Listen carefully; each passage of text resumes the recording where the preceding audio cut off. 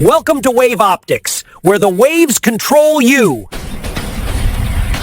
नमस्कार दोस्तों, आज हम शुरू करने जा रहे हैं पहली वीडियो के through wave optics. Ray optics के बाद वेव ऑप्टिक्स आती है। ये +2 क्लास के बच्चों के लिए काफ़ी इंपॉर्टेंट टॉपिक है और ये काफ़ी इंटरेस्टिंग भी है और थोड़ा सा डिफिकल्ट भी बच्चे समझते हैं। इसीलिए बच्चों की रिक्वेस्ट पे सबसे पहले हम वेव ऑप्टिक्स की वीडियो बनाने जा रहे हैं। ठीक है, तो वेव ऑप्टिक्स का कंसेप्ट क्या है, देखिए +1 क्लास में आपने साउंड वेव को पढ़ा है ना। तो साउंड वेव में क्या था कि साउंड वेव को ट्रैवल करने के लिए मीडियम की जरूरत होती है। तो आपने +1 में भी देखा या आप छोटी क्लासेस में भी पढ़ते हो कि हमें जैसे एयर है, एयर के पार्टिकल्स क्या है, वाइब्रेट करते हैं, वो साउंड एनर्जी को आगे आगे पास ऑन करते हैं। और इसी तरह से वो एयर के पार्टिकल्स हमारे ईयर में या ईयर ड्रम के साथ वाइब्रेट करते हैं, तो आगे कोक्लिया के थ्रू ब्रेन में वो सिग्नल जाते हैं, इलेक्ट्रिकल सिग्नल, तो हमें सुनाई पड़ता है।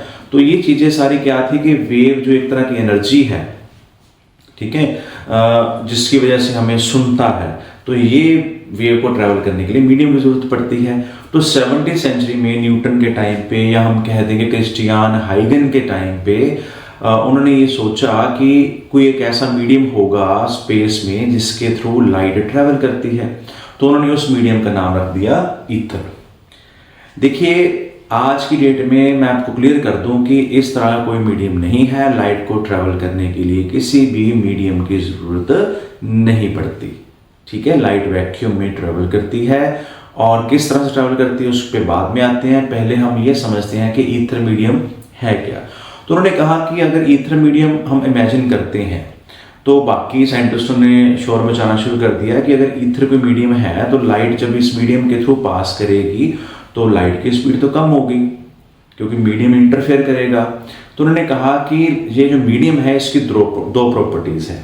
पहली प्रॉपर्टी इस मीडियम की क्या है, एक तो इसकी डेंसिटी बहुत कम है, ठीक है, और जिसकी वजह से कहीं ना कहीं पार्टिकल्स हैं ईथर के, ठीक, काफी दूरी पे पार्टिकल्स हैं।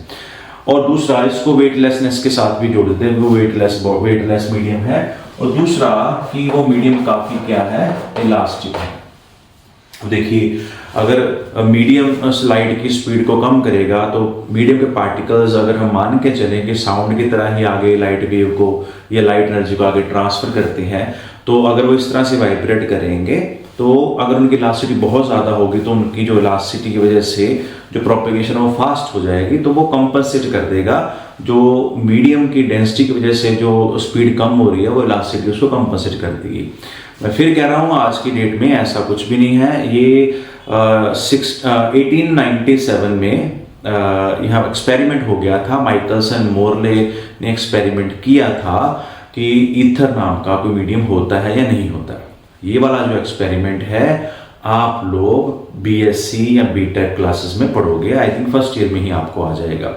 तो लगभग 10 साल के बाद 1907 को माइकलसन मोरले, जो दो बंदे थे जिन्होंने ये प्रूव किया कि ईथर नाम का मीडियम नहीं होता है, उनको नोबेल प्राइज दिया गया। क्योंकि ये थ्योरी काफी हम 200-250 सालों से मान के चल रहे थे कि ऐसा कुछ होता है, पर कोई प्रूव नहीं कर पाया था। तो बहुत अच्छा एक्सपेरिमेंट है, ठीक है, आपको अच्छे से समझ आ जाएगा। वो एक्सपेरिमेंट तब समझ आएगा जब आप इस वेव ऑप्टिक्स कंसेप्ट को समझ पाओगे। तो वापस आते हैं, तो क्रिस्टियान हाइगन, जी हाँ, ये भाई साहब जो क्रिस्टियान हाइगन है, इन्होंने 1678 में ये कहा कि ईथर नाम का कोई मीडियम होता है। ठीक है, तो उस मीडियम के बेसिस पे हमने आगे चलना है। मगर मैं आपको बता दूं कि मीडियम नहीं होता है। हम देखिए 4th चैप्टर हमने किया है इलेक्ट्रोमैग्नेटिक इंडक्शन वाला, या हम उसके बाद कह देते हैं कि ईएम वेव वाला चैप्टर हमने किया है। तो ईएम वेव्स में हमने मोटा मोटा ये समझा था, या आपने कहीं पढ़ा होगा, नहीं पढ़ा तो आप ये समझिए कि हमारे आसपास, ये जो चीज़ मैं आपको बताने जा रहा हूँ ये किसी बुक में क्लियरली नहीं लिखी हुई, तो ध्यान से समझना। तो हमारे आसपास क्या है, जिस तरह से हमारे पास हवा है आसपास, तो इसी तरह पूरे यूनिवर्स में क्या है, एक इलेक्ट्रोमैग्नेटिक फील्ड है। ठीक है, जब से यूनिवर्स बना हुआ है तब से हमारे आसपास क्या है, इलेक्ट्रोमैग्नेटिक फील्ड है। अब जैसे देखिए, पानी में अगर मान लो कि लेक है या समंदर है, तो पानी बिल्कुल शांत है मान लो, तो अगर हम हमारे हाथ में मान लीजिए कि एक बॉल है और एक स्टिक के साथ मैंने बॉल को पकड़ा हुआ है, इस तरह से आप अरेंजमेंट समझ लीजिए, इस तरह से, ठीक है, और ये मेरे पास पानी है।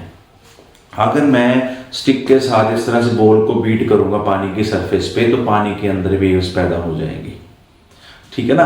तो इसी तरह से क्या है कि हमारे आसपास जो जितना भी इलेक्ट्रोमैग्नेटिक फील्ड है, आपने ईएम वेव वाला चैप्टर किया है, आपको पता होगा कि इलेक्ट्रोमैग्नेटिक वेव किस तरह से प्रोपेगेट करती है, इलेक्ट्रिक फील्ड और मैग्नेटिक फील्ड किस तरह से एक दूसरे के परपेंडिकुलर है। ये आपके सामने एक फोटो है, इससे आपको पता चल जाएगा कि ईएम वेव किस तरह से प्रोपेगेट करती है।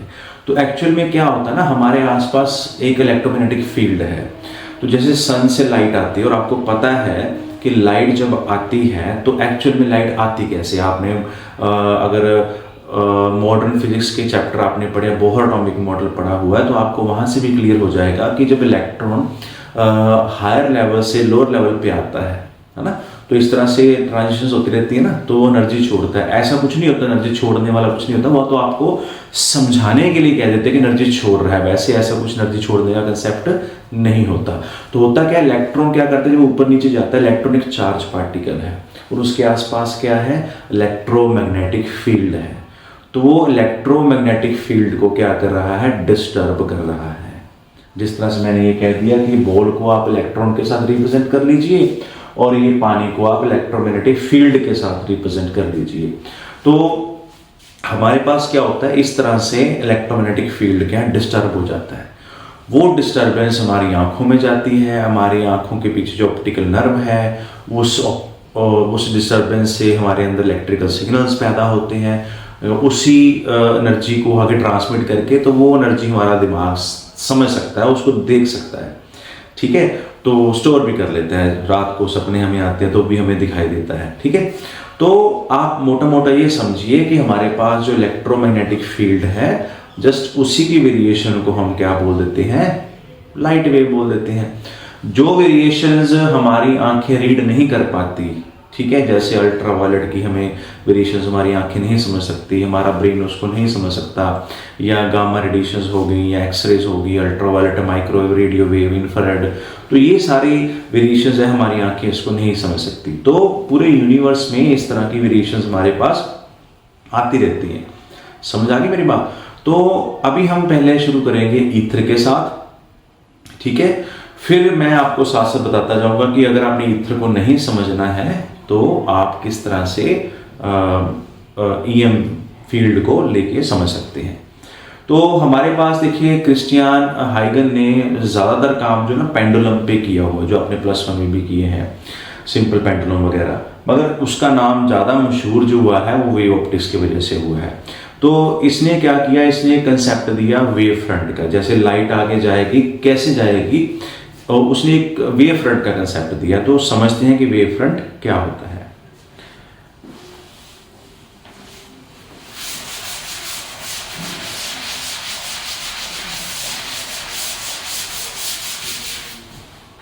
तो देखिए कि हमारे पास मान लीजिए कोई सोर्स है, कोई भी सोर्स ले सकते हैं आप, ये जरूरी नहीं है कि सन हो, ये बल्ब हो सकता है, कोई भी सोर्स हो सकता है। अब अगर हम हाइगन की बात माने तो ये सारा मीडियम जो है ये ईथर के पार्टिकल के साथ भरा पड़ा है, ठीक है। इस तरह से हमने ईथर के पार्टिकल्स, मान लीजिए मैंने 3 इमेजिन कर लिए। तो ये जो सोर्स ऑफ लाइट है, यहां से इस पार्टिकल को एनर्जी चलेगी, इस पार्टिकल को भी चलेगी, इस पार्टिकल को भी चलेगी, और ये जो पार्टिकल्स हैं ये सारे सेम फेज में होंगे, सेम फेज, ठीक है। मतलब क्या है, अगर ये पार्टिकल इस तरह से ऑसिलेट कर रहे हैं, सॉरी वाइब्रेट कर रहे हैं इस तरह से, तो अगर ये पहला पार्टिकल जो आगे जाएगा तभी दूसरा आगे जाएगा, तभी तीसरा आगे जाएगा। So they are vibrating in a same phase, ठीक है। तो आपको ना जो वेव फ्रंट की डेफिनेशन दी गई है, ठीक है, वो यही दी गई है। पहले हम वेव फ्रंट समझ लेते हैं अभी होता क्या, फिर उसकी डेफिनेशन पे आएंगे, तो ध्यान से समझना। तो ये सोर्स जो है वो ये कहता है कि यहां से लाइट यहां पे गई, जितने टाइम में यहां से लाइट यहां पे गई उतने टाइम में यहां से यहां पे जाएगी, ठीक है। तो ये सारे पार्टिकल्स यहां से लाइट ले लेंगे तो ये सारे पार्टिकल्स क्या बन जाएंगे, छोटे छोटे लाइट के सोर्सेस बन जाएंगे। जैसे मान लीजिए सन है, ये बल्ब हो गए, या ये बल्ब है तो ये जुगनू हो गए। ठीक है, तो ये छोटे छोटे पार्टिकल्स जो हैं वो लाइट को ले रहे हैं ताकि आगे लाइट को पास कर सकें। तो ये छोटे छोटे पार्टिकल्स जो हैं ये वेवलेट्स बन गई। इसको वो क्या नाम देता है, वेवलेट्स। अब सबसे पहले लाइट इनके पास आई है तो इसलिए इनका नाम क्या हो गया, प्राइमरी वेवलेट्स। ठीक है, अब हाइगन जो है वो एक प्रिंसिपल देता है। हाइगन प्रिंसिपल क्या है, ये आपको 2 स्टेप्स में करना होता है। मैं आपको होली सोली सारा समझा देता हूँ, बाद में आप उसको अच्छे से याद कर लेना। अपनी लैंग्वेज में नहीं लिखना, जैसे बुक में लिखी है वैसे ही करना है। तो हाइगन भाई साहब क्या कहते हैं कि ये जो पार्टिकल्स हैं ये यहाँ से लाइट एनर्जी लेते हैं, तो ये खुद एक सोर्स ऑफ एनर्जी बन जाते हैं। तो ये जैसे ये वाला सोर्स है सभी जगह लाइट को देगा, ठीक है, पीछे भी, इधर भी, ठीक है। उसी तरह ये भी आगे जो पार्टिकल्स होंगे, मान लो यहाँ पे कोई पार्टिकल है, या मैं यहाँ पे मान लेता हूँ, ठीक है, और यहाँ पे मान लेता हूँ, यहाँ पे मान लेता हूँ, तो ये उनको सभी जगह एनर्जी देंगे। ठीक है, तो मान लीजिए यहाँ से भी एनर्जी सभी जगह जा सकती है। हम इस तरह से लाइन कर लेते हैं, और इस तरह से ये एनर्जी चलेगी, और इस तरह से ये एनर्जी चलेगी इन पार्टिकल्स के पास। तो ये जो सारे पार्टिकल्स हैं ये वाले, ठीक है, ये वाला हो गया या ये वाला हो गया, इनको c स्पीड से t टाइम में, c स्पीड से t टाइम में, तो c स्पीड से, ठीक है, t टाइम में यहाँ पे एनर्जी पहुंच गई। ठीक है, तो ये जो एनर्जी पहुंची है, तो हाइगन ये कहता है कि ये जो सारे पार्टिकल्स हैं इन सभी पार्टिकल्स को आप ज्वाइन कर दो, तो ये बन गया मेरा एक वेव फ्रंट।